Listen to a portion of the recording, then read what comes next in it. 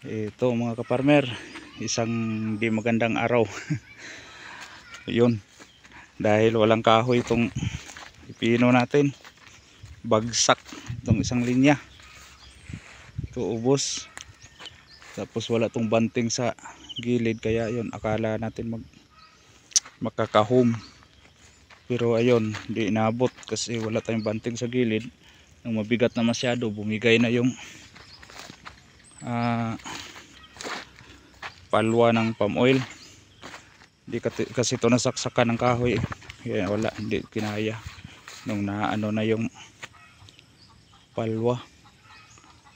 Kung ibangon to,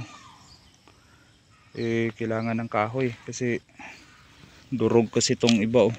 Kadalasan may sinubukan ako doon sa dulo na ibangon, pero ayun, yung segunda, yung pangalawa, hindi na pwedeng ibangon kasi durog. Wala tayong magagawa sa ganito, bagsak talaga. Ayun, pangit yung ano. Kung may saksak sana to na kahoy doon sa kabilang gilid, may mga bumagsak doon, pero tinukuran ko ng kahoy. Nakaano pa, delikado to pag mag-ulan.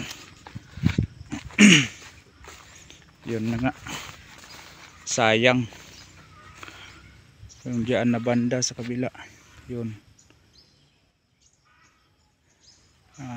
lesson learned.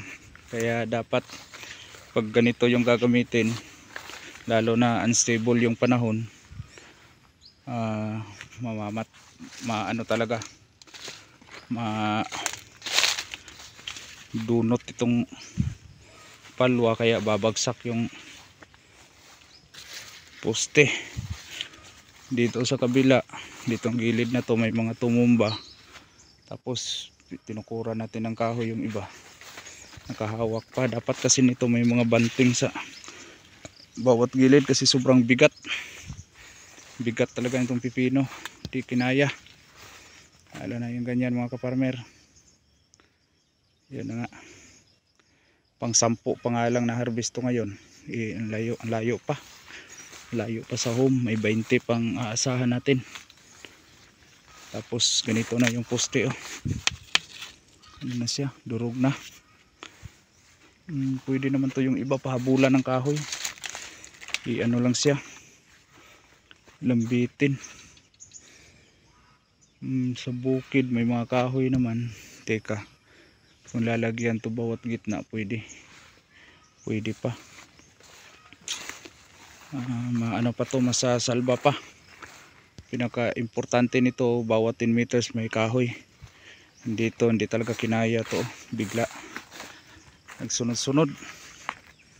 Gagawin natin ito, harvestin lang to. Una, ang gilid. Yung dito may nakahawak na to kasi itong bumagsak, yan ang hahawak sa kanya. Pero delikado pa rin yung mga kaparmer. Ganun nga talaga, sayang to isang linya na to kasi kukuha isang sako to. Yun,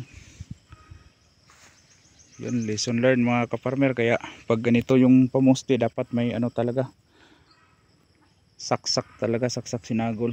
Hindi yung pwedeng ganito lahat kasi support lang to sana ginawa nating pangkalahatan na. Kaya ayun, lesson learned mga kaparmer. Okay, yun lang muna update natin mga kaparmer. Hindi maganda yung nangyari. Ano lang natin to, kukunin natin yung mga harvest diyan sa yung bumagsak.